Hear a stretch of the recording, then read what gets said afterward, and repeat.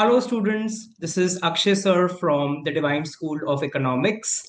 Welcome to my online lecture series for the Econometrics course.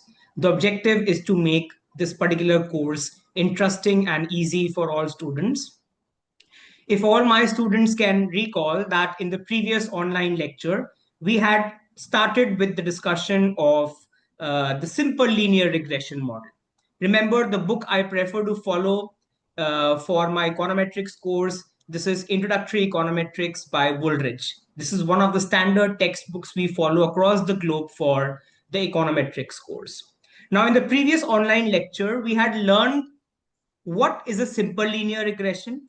We had looked at the fact that in a simple linear regression, we have two variables. One is called the dependent variable or the response variable y. Then we have the independent variable or the explanatory variable called x. And we had learned how y varies with x through a simple linear regression model. Now, in the previous lecture, my discussion was all based on the population. We had looked at the relationship between y and x in the population. Okay. We had also made some important assumptions. Like, for example, we said that the error term u on an average takes the value 0. That means expected value of u is 0. We had also made this assumption that the expected value of u conditional on x is also 0. So I not only said that expected value of u is 0, but expected value of u conditional on x is also 0. Why? Because of the second key assumption we had done in the previous lesson that u and x are not correlated. That means any changes in x will have no impact on u. Okay. Now all that was covered in the previous lecture. I'm in the first 2 to 3 minutes of this online lecture. I'm going to quickly give a summary of what we had covered in the previous lecture. And then today we are going to focus on deriving the ordinary least square estimators of beta naught and beta 1. Remember, beta naught is the population intercept term. Beta 1 is the population slope coefficient. Our objective today is now to start digging into the sample, because population is very large. We can't incorporate every observation of the population, so we need to do sampling now to estimate the population parameters beta naught and beta 1. So today's online lecture is also sort of important because we are going to focus on deriving the ordinary least square estimates. Okay, so let's quickly start with the discussion of this online lecture. My request to all students who are watching this lecture, please make notes. These notes are going to be very helpful. You can keep the textbook aside. You can keep all other lecture slides or your PowerPoint presentations aside. Okay, remember the PPTs don't contain that detailed stuff. So you can keep all the material aside. If your university is following Wooldridge, you can blindly follow my lectures and make notes. You don't need any other material as of now. Okay, so let's quickly start with the discussion of this lecture on deriving the OLS estimates. So I'm just writing the main heading for clarity. We are looking at simple linear regression model. We are continuing with our discussion of the simple linear regression model. I'm writing the textbook again for clarity so that students do not get confused. References chapter 2 currently of the book Introductory Econometrics. Introductory Econometrics by Jeffrey Wooldridge. I can just write Wooldridge. It is one of the standard textbooks and in fact one of the best textbooks for practical applications of econometrics. Okay, so quickly revising with all students, a quick revision of the equations from the previous lecture. We started our discussion with saying that this is the population regression function y is equal to beta naught plus beta 1 x plus u. This is my population regression function. Okay. I can also now call it as a stochastic population regression function. Why am I using the word stochastic? Because it has a error term which is random. It has a random error term.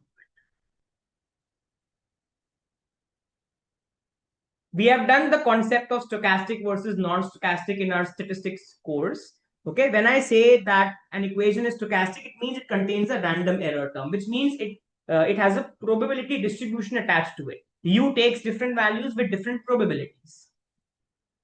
Beta naught is my intercept term in the population. Beta 1 is the slope coefficient.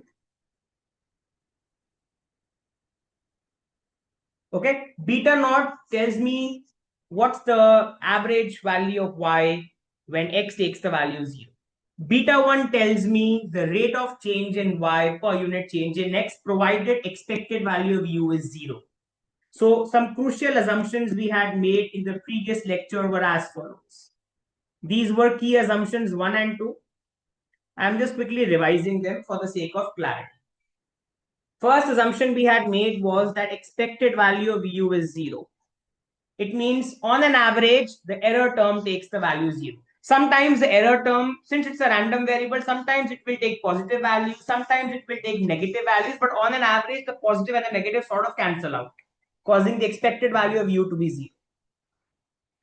Okay. And the next assumption we had made was that expected value of u conditional on x is equal to expected value of u, which means that u is mean independent of x. U is mean independent of x. The value of u is not influenced by the value of x. It means no matter what value is taken by x, expected value of u will remain the same. Now combining 1 and 2, combining assumptions 1 and 2, I can write that expected value of u conditional on x is equal to expected value of u, which is 0. And now based on this, if I put expected value of u as 0, if I take expectations of this equation, let me call this as equation number 1, which is my stochastic TRF. So from equation 1, y is equal to beta naught plus beta 1x plus u. If I take expectations on both sides,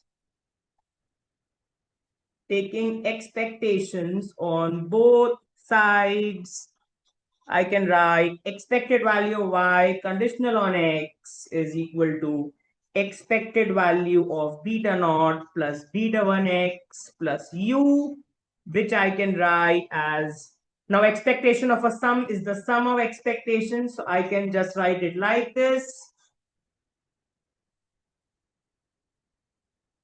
Okay, remember all this is conditional on x. So if students want, I can just, so that you don't get confused, this is expected value, everything conditional on x. So in fact, here also I can just write expected value of beta naught conditional on x plus expected value of beta 1x conditional on x plus expected value of u conditional on x.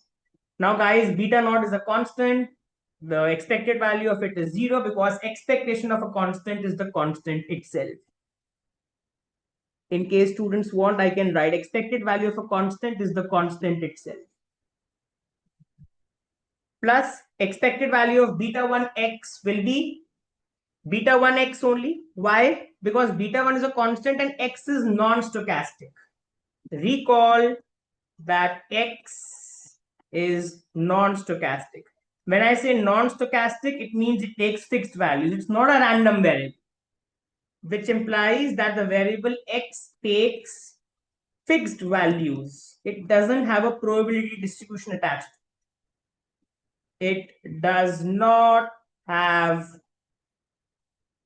a probability distribution attached to it.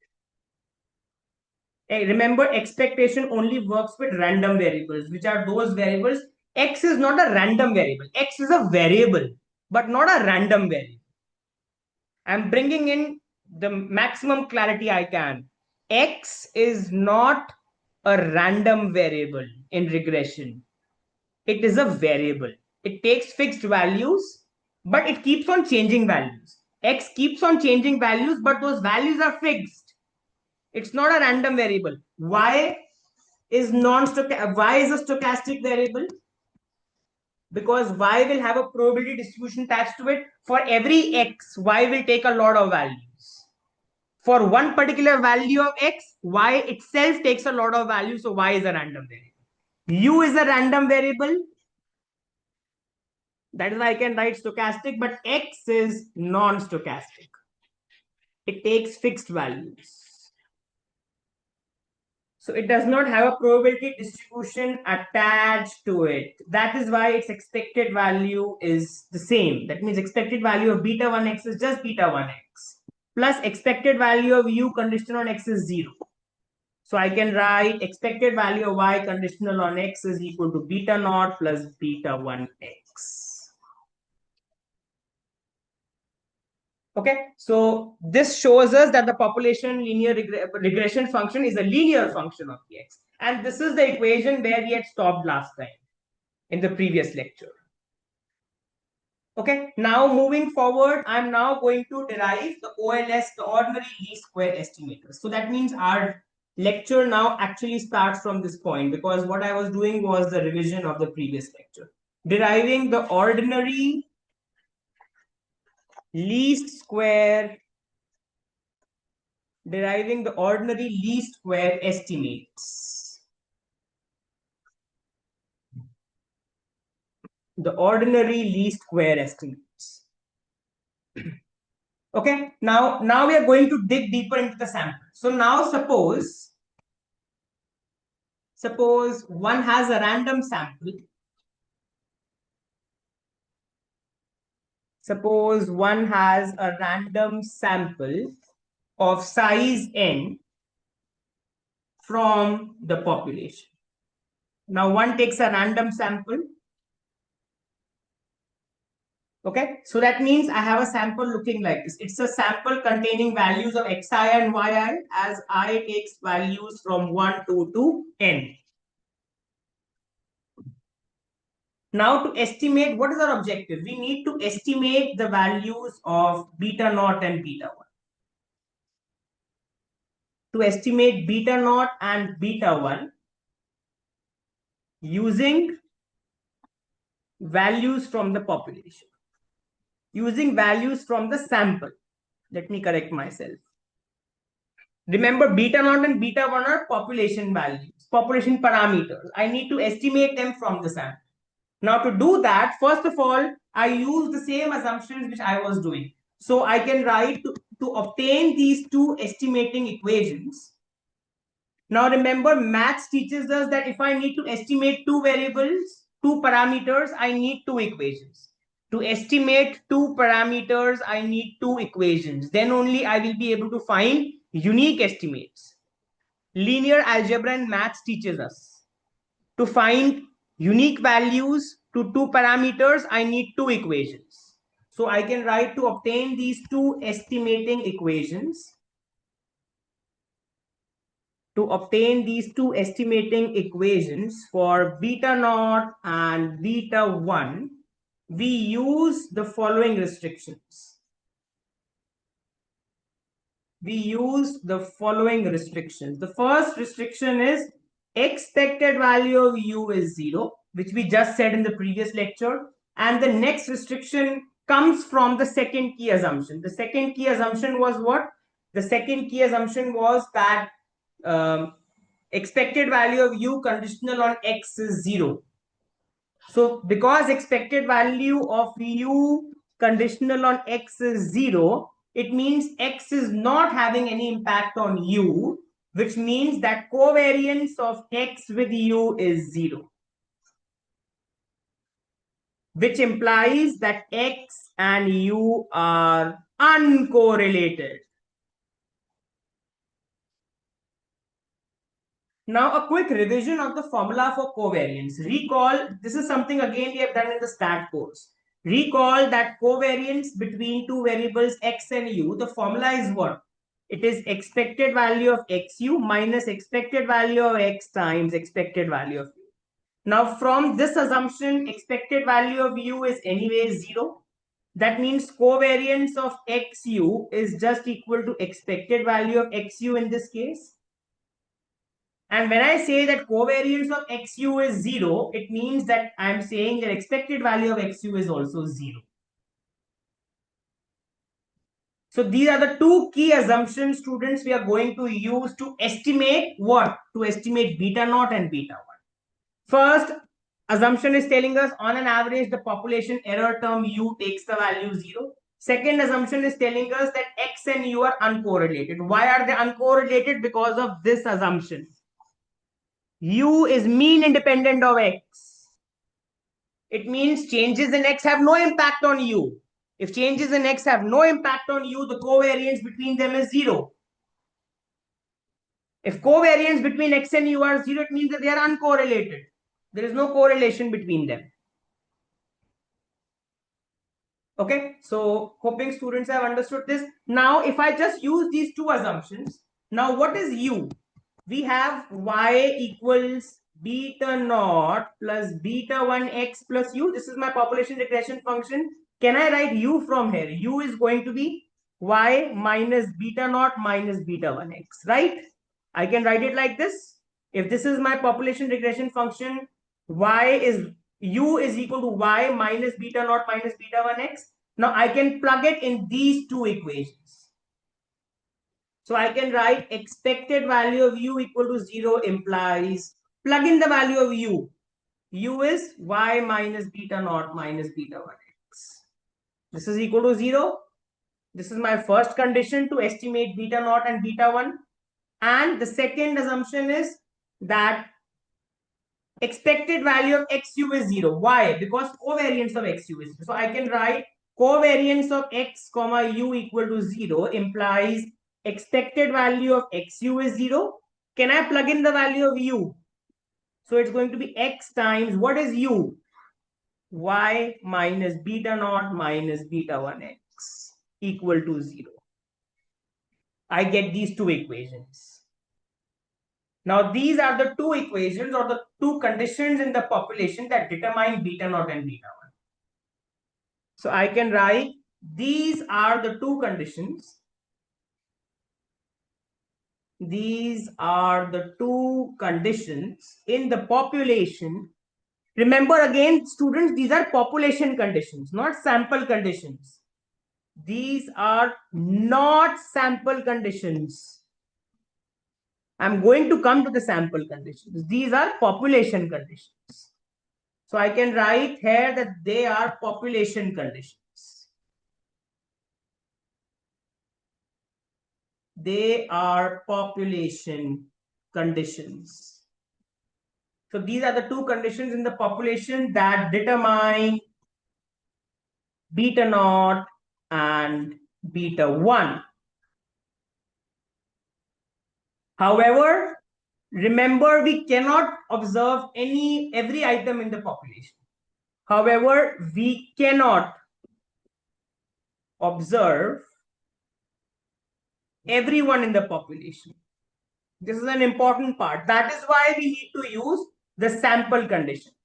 Why can I not use these two conditions? I cannot use this and this condition because they are the population conditions, and I don't observe every item in the population because population is very large usually. A population can almost contain infinite number of items in it. I can't observe every item. That means we need to use sample.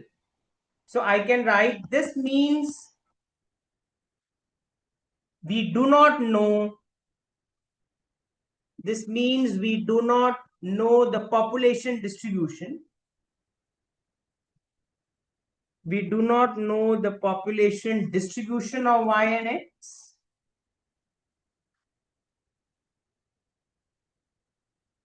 Why? Because we cannot observe everything in the population, so we cannot know the population distribution of Y and X and cannot compute expectations.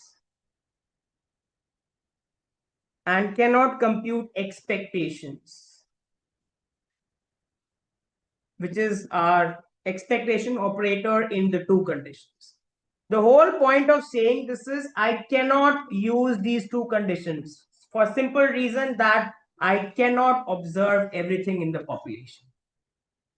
That means in the population, I don't know completely the population distribution of Y, because Y contains so many values in the population. I cannot find the population distribution because population has a lot of items in it.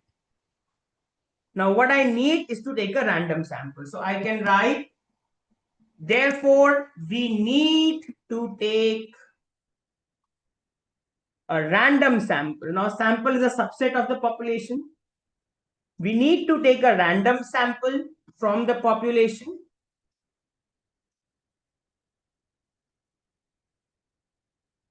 and use the sample analogs.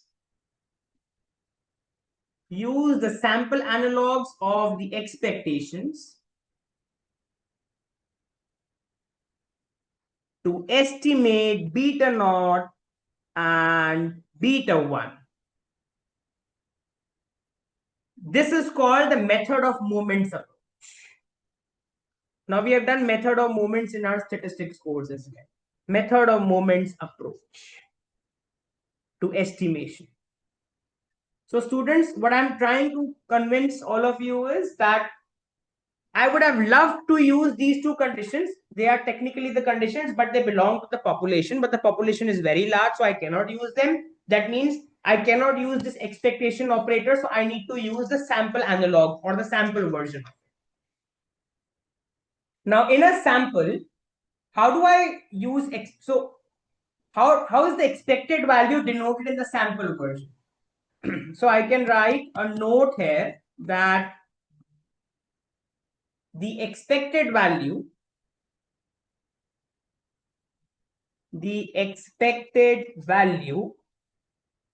which is E, is given by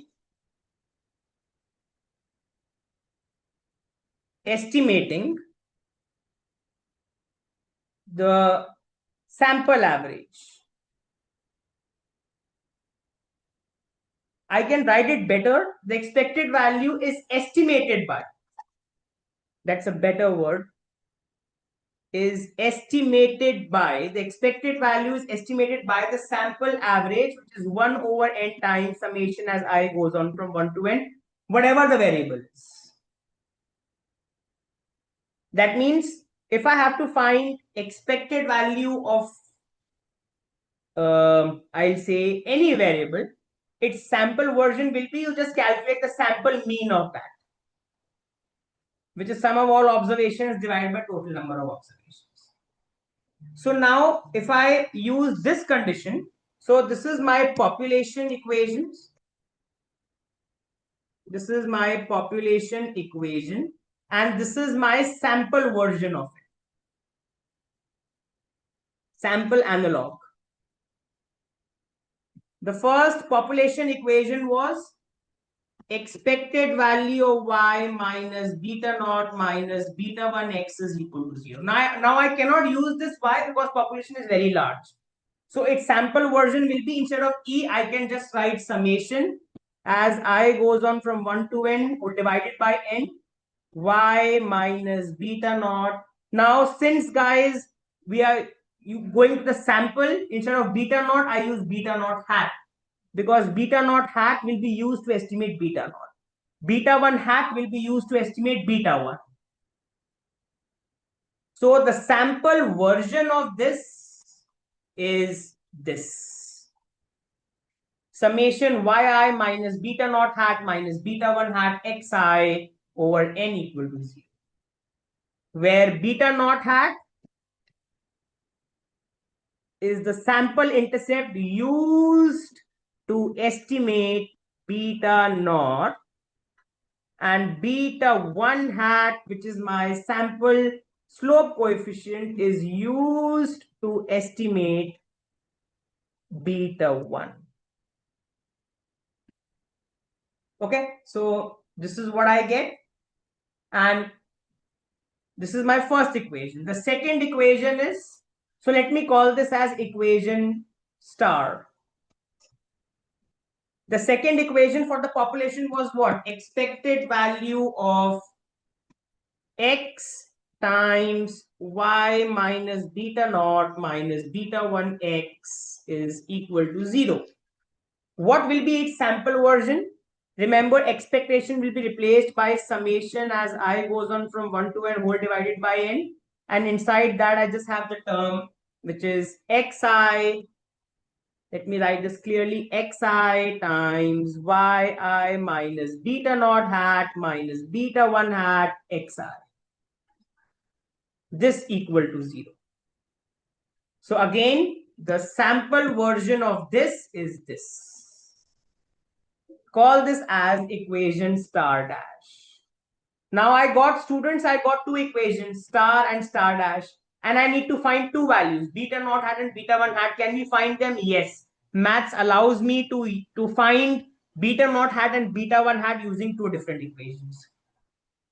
Now, if you solve equation star was summation I going from 1 to n yi minus beta naught hat minus beta 1 hat xi 1 over n equal to 0. This was equation star, and star dash equation was 1 over n summation as I goes on from 1 to n xi into yi minus beta naught hat minus beta 1 hat xi equal to 0.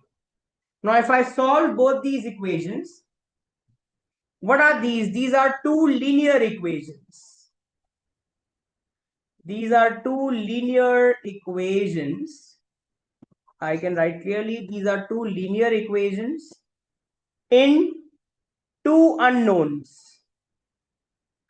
In two unknowns which are beta naught hat and beta 1 hat. If I solve them, solving equation star and star dash simultaneously. Now in the lecture, I'm not going to do a lot of mechanical and solving stuff because I expect that students should be able to solve two linear equations.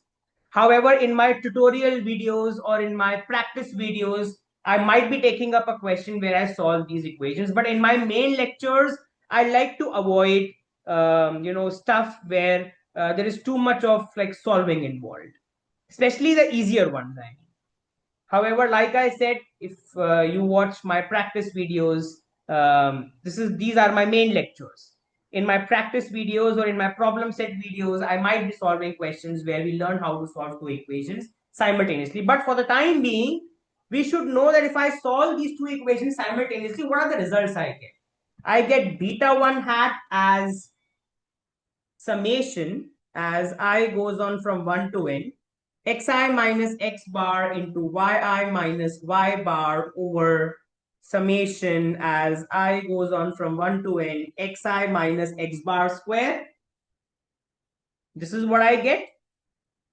Okay. And if you look at the numerator I can also write like this. Summation as I goes on from 1 to n xi into yi minus y bar over summation xi minus x bar square. I can also write the numerator like this. Okay, and again, properties of mean and statistics allows me to write this like this. Curious students can watch my tutorial or practice videos where we learn all these properties. Okay, but for the time being, remember this can be written like this. Okay, and if you look at this, this is nothing but if I divide this by n. So I can also write it like this. Summation as I goes on from 1 to n xi minus x bar times yi minus y bar over n over summation xi minus x bar square by n. Then I can divide the numerator and denominator by n, right? I can divide this by n and I can divide this also by n. Maths allows me to do it. The numerator, this is nothing but the covariance. This is the sample covariance. This is the sample covariance of xi, yi. And the denominator, which is this, is my sample variance of xi. This is my sample variance of xi. So students, what we learn is we have got beta 1 hat as sample covariance of xi, yi. over sample variance of xi. So I can also call it like this, covariance of xi yi hat over variance of xi hat. Remember, in econometrics, wherever I use hat, it means it is coming from the sample, not the population. And now what will beta naught hat be? So since yi hat is equal to beta naught hat plus beta 1 hat xi, okay, this is my fitted value from the sample. I can write this is the fitted value, or I can say the predicted value, fitted or the predicted value from the sample. I can write that what will beta naught hat be? Beta naught hat will simply be yi hat minus beta 1 hat xi. Okay, now just as we had the population error term ui, I am now defining the sample residual term yi. Define the sample residual term. Define the sample residual term ui hat as yi, which is the actual value, minus yi hat, which is the fitted value. This is the actual value of y. This is the fitted value of y. Fitted or the predicted value of y from the sample.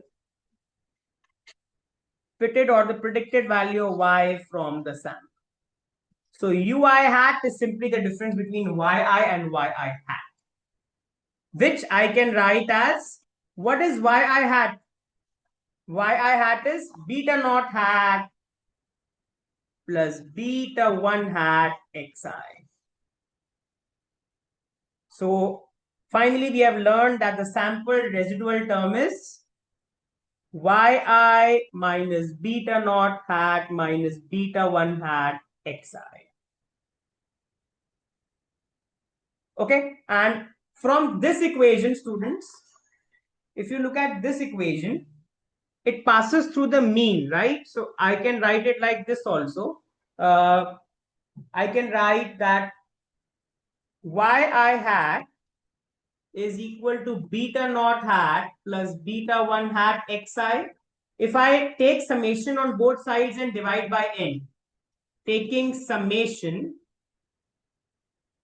on both sides and dividing by n, which is my total number of observations, dividing by n, I get summation yi hat over n equals summation beta naught hat by n plus summation beta 1 hat xi by n, which implies summation yi hat over n is what? Y bar. Beta naught hat if I add n times, because everything, all the summation is happening as I goes on from 1 to n. Remember, summation is all I going from 1 to n. So beta naught hat is a constant. If I add it n times, it's n beta naught hat over n plus summation beta 1 hat xi over n. Beta 1 hat comes out of the summation as it's a constant times summation xi by. So I get y bar is equal to n and n cancel. Beta naught hat plus beta 1 hat summation xi by n is x bar. So this implies what will beta naught hat be? Y bar minus beta 1 hat x bar. So if I sum up, we have obtained in this lecture the OLS estimates. The OLS estimates of beta naught and beta 1, which are the population parameters, are beta naught hat, which is y bar minus beta 1 hat x bar, and beta 1 hat, the formula of beta 1 hat is covariance of xi yi hat over variance of xi. To estimate beta naught and beta 1 using OLS, these are the sample values we use. So I stop in this particular lecture. Okay.